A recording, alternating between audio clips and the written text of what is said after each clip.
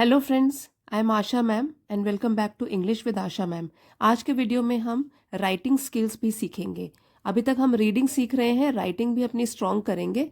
तो इसमें हम लेटर राइटिंग सीखेंगे। फॉर्मल लेटर है, इसमें आपको फॉर्मेट बताऊंगी, क्या फॉर्मेट होता है लेटर राइटिंग का और किस तरीके से उसको सॉल्व करना होता है। तो पहले क्वेश्चन पढ़ते हैं। The roads in your area are in a very bad shape. Write a letter to the municipal councillor of your area, giving him or her your suggestions on how he or she can help in improving the condition of the locality। तो यहाँ पे ये पूछा गया है कि हमारे area में जो भी हम जहाँ रह रहे हैं वहाँ की रोड्स जो है वो बहुत ही बुरी हालत में है, इन अ वेरी बैड शेप, बुरी हालत में है। तो हमको एक लेटर लिखना है म्यूनिसिपल काउंसलर को अपने एरिया के, ठीक है, जहाँ रह रहे हैं उस एरिया के।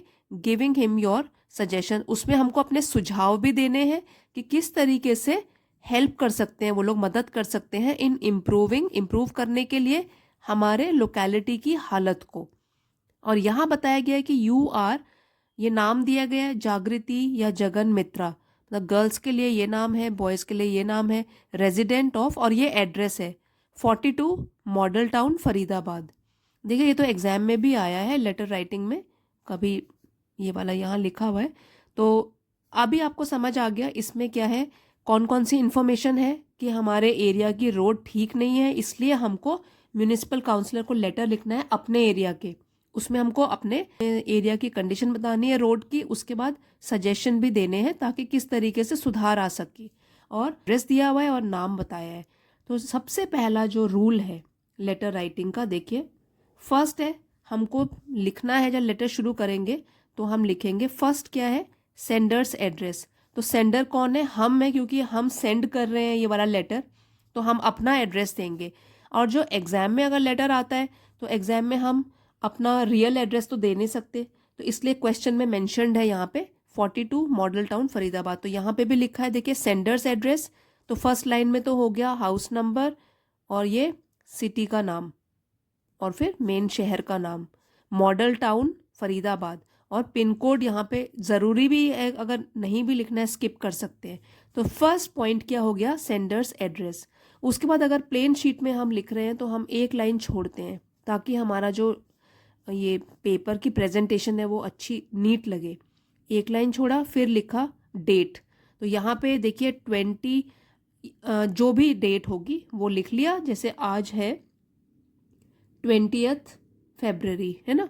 तो 20th, फिर FEBRUARY, पूरा का पूरा उसमें मंथ की स्पेलिंग पूरी आएगी, शॉर्ट नहीं है, क्योंकि ये फॉर्मल लेटर है। फॉर्मल लेटर में पूरी स्पेलिंग लिखी जाती है। और उसके बाद 20 और आगे क्रॉस लगा सकते हो, 24 भी लिख सकते हो, क्योंकि इसमें कोई इन्फॉर्मेशन, कोई इम्पोर्टेंट इन्फॉर्मेशन रिवील नहीं हो रही है। तो ये इस तरीके का फॉर्मेट है, ठीक है। यही है फॉर्मल तरीके से डेट लिखने का फॉर्मेट। तो ये तो हो गया सेंडर्स एड्रेस, सेकंड हो गया डेट। थर्ड स्टेप होता है रिसीवर्स एड्रेस, मतलब जब हम लेटर सेंड कर रहे हैं तो किसको रिसीव होगा, वो कौन रिसीव करेगा उसको। तो हम जैसे पहले बताया था कि हमने इनको लिखना है, municipal councillor of your area. Area हमको पता है तो यहाँ लिख देंगे हम द, क्योंकि ये जो है ये उनकी डेजिग्नेशन है, जो उनका पद है, उन पोजीशन है वो लिखा है, तो उसके आगे द। जैसे प्रिंसिपल को लिखते हैं तो द प्रिंसिपल लिखते हैं, यहाँ म्यूनिसिपल काउंसलर को लिख रहे हैं तो यहाँ पे द होगा, कैपिटल से शुरू होगा, the municipal councillor. Second line में होगा एरिया और थर्ड लाइन में होगा फरीदाबाद, जिस सिटी के हैं वो म्यूनिसिपल काउंसलर। तो यहाँ पे 3 लाइन में हम ये लिख सकते हैं, 2 लाइन में भी आ सकता है। तो ये हो गया रिसीवर एड्रेस, ये हमको खुद बनाना है क्वेश्चन से ढूंढ के। रिसीवर्स एड्रेस, तो फर्स्ट हो गया sender's address, date, receiver's address. यहाँ पे फिर लाइन छोड़ी थी, अब यहाँ फिर लाइन छोड़नी है, फिर लिखना है सब्जेक्ट। सबसे ज़रूरी है सब्जेक्ट, ठीक है। ये फोर्थ लाइन हो गई। वैसे तो पूरा का पूरा फॉर्मेट इंपॉर्टेंट है, अलग अलग इसके जो स्टेप्स हैं उनके मार्क्स होते हैं, ठीक है। तो सब्जेक्ट क्या है कि किस लिए लिख रहे हो आप, है ना, क्या है उसका टॉपिक, क्या है। पुअर कंडीशन ऑफ रोड्स, ये भी हमने यहीं से उठाया है, देखो roads are in a very bad shape. तो यहाँ पे हमने सब्जेक्ट छोटा होना चाहिए, बिल्कुल कंसाइज, छोटा सा। पुअर कंडीशन ऑफ रोड्स, की रोड्स की हालत बहुत ख़राब है, बस जब लेटर जिसको भी मिलता है फॉर्मल लेटर, तो हम सबसे पहले हम ये पढ़ते हैं सब्जेक्ट कि ओके इस सब्जेक्ट के ऊपर आया है, ठीक है। तो ये सब्जेक्ट बहुत ज़रूरी है कि बहुत ध्यान से सोच समझ के ये लिखा जाए। सब्जेक्ट हो गया फोर्थ। नेक्स्ट है फिफ्थ पॉइंट हो गया सैल्यूटेशन। सैल्यूटेशन मतलब किस तरीके से आप उसको एड्रेस करोगे। यहाँ पे दोनों ही लिखा हुआ है, या सर या मैम, हिम हर कोई भी हो सकता है। तो यहाँ पे जैसे हमने सर लिख लिया, तो ये हो गया हमारा salutation which is fifth part. अब आया body of the letter. Body of the letter main चीज़ है, ये ध्यान रखिए। 3 पैराग्राफ्स में बॉडी ऑफ द लेटर आएगा। फर्स्ट पैराग्राफ में हम अपना इंट्रोडक्शन देंगे, सेकंड में हम वो सिचुएशन बताएंगे कि कैसी खराब है, क्या क्या परेशानी उठाई जा रही है, फिर लोगों के द्वारा क्या लोग कितने परेशान हो रहे हैं। थर्ड पैराग्राफ में हम खुद के सजेशंस लिखेंगे। तो ये 3 जो है ये मेन बॉडी पैराग्राफ्स जो होते हैं, ठीक है, फर्स्ट सेकंड और थर्ड। अभी हम एक इसका एग्जाम्पल पूरा समझेंगे। तो चलिए फर्स्ट पैराग्राफ शुरू करते हैं जिसमें कि हमको इंट्रोडक्शन देना है। As a concern citizen I would like to draw your attention to the poor condition of roads in and around Model Town area.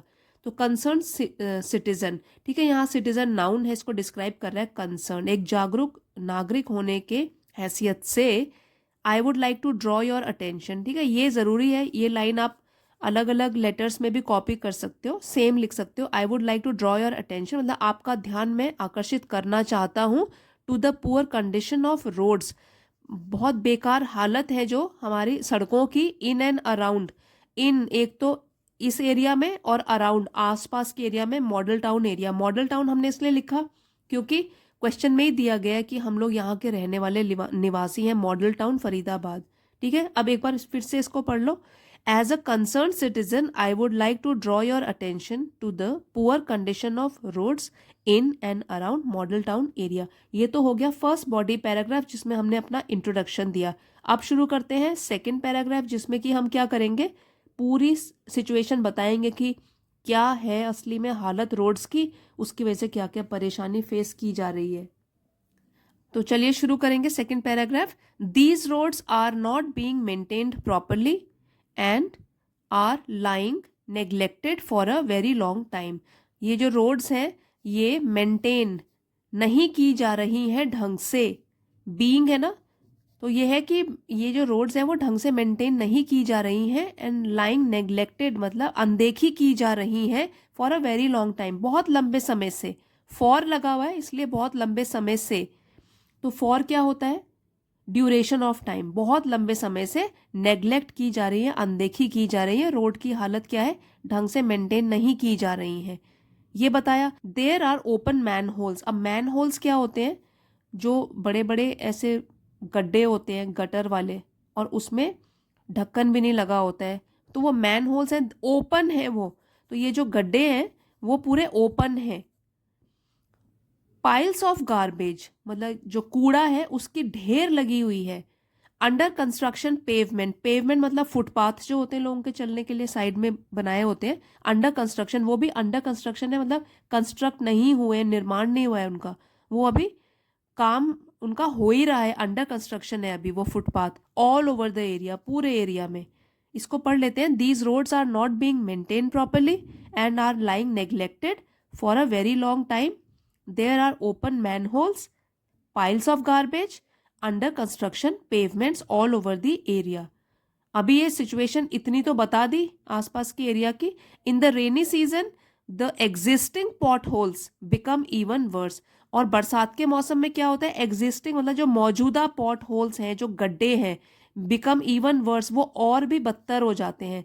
देखो जैसे ये वर्स है वो सेकंड डिग्री हम कंपेयर करते हैं जब, बैड वर्स वर्स्ट, तो ये सेकंड डिग्री है कंपैरेटिव डिग्री कि बारिश के सीजन में तो हालत और भी खराब हो जाती है इन पॉट होल्स के गड्ढों की। All this creates huge traffic jams during the peak hours.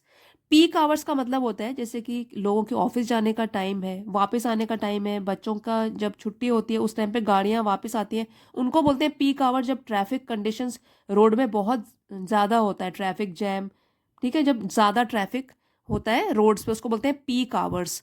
तो all this creates huge traffic jams. तो ये जो सब कंडीशन बताई गई है इसकी वजह से क्या होता है, जब पीक आवर्स होते हैं ट्रैफिक के उस टाइम पे ट्रैफिक जैम हो जाता है सड़कों पर।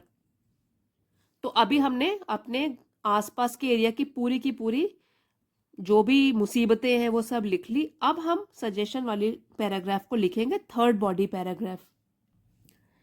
Closing of open man holes, removing of garbage and completion of the construction work seem to be the only possible solution। तो अभी हमने पिछले पैराग्राफ में जो भी अपने पॉइंट्स दिए थे उन्हीं को हम रेक्टिफाई करने के लिए यहाँ बोल रहे हैं कि देखिए ओपन मैन होल्स जो है, जो सीवर के गटर हैं वो जो खुले हैं, ढक्कन भी नहीं है, उनको क्लोज किया जाए। Closing of open man holes, removing of garbage, जो कूड़ा करकट इकट्ठा है उसको रिमूव किया जाए, हटाया जाए। Completion of the construction work, और जो भी कंस्ट्रक्शन वर्क चल रहा है वो कम से कम कंप्लीट तो किया जाए। यही दिख रहा है बस कि यही पॉसिबल सॉल्यूशन है, बस यही एकमात्र सॉल्यूशन लग रहा है। Installation of traffic lights can help to tackle the traffic jams. जो ट्रैफिक जैम होता है तो वो कैसे दूर किया जा सकता है? इंस्टॉलेशन के हम इंस्टॉल की जाए ट्रैफिक लाइट, ताकि वो हेल्प कर सके टैकल मतलब सुलझाने के लिए जो भी ट्रैफिक जैम्स होते हैं। A special agency should be appointed to check the potholes and maintain the roads. एक स्पेशल एजेंसी भी अपॉइंट करी जाए, लगाई जाए, ताकि वो चेक कर सके जो भी नए नए गड्ढे होते हैं, जो पुराने गड्ढे होते हैं, उनको मेंटेन करते रहें रोड्स पे। तो ये हमने थर्ड में क्या कर दिया, सारी के सारी जो प्रॉब्लम्स थी उनके सुझाव दे दिए किस तरीके से वो सुलझाए जा सकते हैं। कम से कम 3 सुझाव, 2 या 3 सुझाव हमको अपनी तरफ से देने चाहिए थर्ड पैराग्राफ में। तो ये तो बॉडी पैराग्राफ थर्ड हो गया। हमने अपना सारा का सारा लेटर पूरे सीक्वेंस में लिख लिया है। पहले अपना इंट्रोडक्शन दिया फर्स्ट पैराग्राफ में, सेकेंड में अपना डिटेल में प्रॉब्लम समझाई, थर्ड में हमने अपना सॉल्यूशन या सजेशन दिया जो कि क्वेश्चन में भी पूछा गया था। अब एक क्लोजिंग लाइन होती है जिसमें कि हमको बताना है कि हमारी जो ये रिक्वेस्ट है वो आप पूरी करें। तो ये है, उसके लिए लाइन आप ऐसे यूज कर सकते हो, I request you to look into the matter. मैं आपसे निवेदन करता हूँ कि इस मामले को आप देखें, to look into the matter, इस मामले की जांच करें, and take immediate steps to rectify the grievances of commuter. और इमीडिएट मतलब जल्दी से कोई स्टेप्स लें, कदम उठाएं, टू रेक्टिफाई ठीक करने के लिए, ग्रीवेंस शिकायतें, कम्यूटर्स जो लोग एक जगह से दूसरी जगह ट्रैवल करके जाते हैं उनको बोलते हैं कम्यूटर्स। ठीक है, तो ये तीनों वर्ड्स भी देख लीजिए, रेक्टिफाई ठीक करना, ग्रीवेंस शिकायतें, कम्यूटर्स एक जगह से दूसरी जगह जाने वाले लोग। तो I request you to look into the matter, यही वाली लैंग्वेज आप दूसरी चीज़ों में भी यूज़ कर सकते हो। अगर लेटर ऑफ कंप्लेंट है उसमें भी बोल सकते हो I request you to look into the matter and take immediate steps, जल्दी से कदम उठाए जाए ताकि वो जो कम्यूटर्स हैं उनकी जो भी शिकायतें हैं वो रेक्टिफाई, सुलझाई जाए, पूरी की जाए। तो ये तो हो गए पूरा का पूरा हमारा बॉडी, ये पूरा का पूरा हमने डिस्क्राइब कर लिया। और बॉडी पैराग्राफ ये 6th पॉइंट दिया था मैंने उसको। अब लास्ट पॉइंट हमारा आता है कॉम्प्लीमेंट्री क्लोज। इसको बोलते हैं कॉम्प्लीमेंट्री क्लोज, जब हम लेटर साइन ऑफ करते हैं। ठीक है, तो ये लिखेंगे yours truly, yours Y capital होगा, ट्रूली में स्पेलिंग देख लीजिए, स्मॉल लेटर से होगा। योर्स में अपॉस्ट्रोफी नहीं लगता है क्योंकि ये पर्सनल प्रोनाउन है, जो भी पर्सनल प्रोनाउंस होते हैं उनमें अपॉस्ट्रोफी नहीं लगता है। ट्रूली की स्पेलिंग देख लीजिए, योर्स ट्रूली। और यहाँ पे जगन मित्रा इसलिए लिखा है क्योंकि क्वेश्चन में दिया है, यहाँ पे अपना नाम नहीं लिखते हैं, जो क्वेश्चन में दिया हुआ है वो नाम लिखते हैं। तो जागृति मित्रा या जगन मित्रा ये नाम दिया है पूरा, यहाँ हमने लिख दिया जगन मित्रा। अगर बॉयज लिख रहे हैं, गर्ल्स जागृति मित्रा लिख सकती हैं। और अगर नाम नहीं दिया है तो यहाँ XYZ भी लिख सकते हैं एग्जाम में, अगर क्वेश्चन में नहीं दिया नाम लिखने के लिए। तो इस तरीके से हम साइन ऑफ कर सकते हैं, योर्स ट्रूली जगन मित्रा। यहाँ भी बॉडी पैराग्राफ के बाद एक लाइन छोड़नी है ताकि नीट एंड क्लीन प्रेजेंटेशन हो, प्रेजेंटेशन के भी मार्क्स होते हैं। फिर से एक बार ये 7 स्टेप्स कौन से होते हैं इनको रिवाइज कर लेते हैं। Sender's address, date, receiver's address, subject, salutation, body paragraphs, and then last है कॉम्प्लीमेंट्री क्लोज। तो ये 7 चीज़ें अगर आपको याद होगी, कभी भी लेटर राइटिंग में गलती नहीं होगी। फ्रेंड्स, अगर आपको कोई और भी राइटिंग स्किल सीखनी है आप मुझे कमेंट्स में लिख के बता सकते हो। और ये वाला अगर आपको वीडियो पसंद आया है राइटिंग स्किल के ऊपर, फॉर्मल लेटर राइटिंग, तो प्लीज़ कमेंट्स में ज़रूर बताइएगा। और वीडियो हेल्पफुल रहा है तो लाइक, शेयर और सब्सक्राइब ज़रूर करना। Thank you for watching friends, मिलते हैं अगले वीडियो में।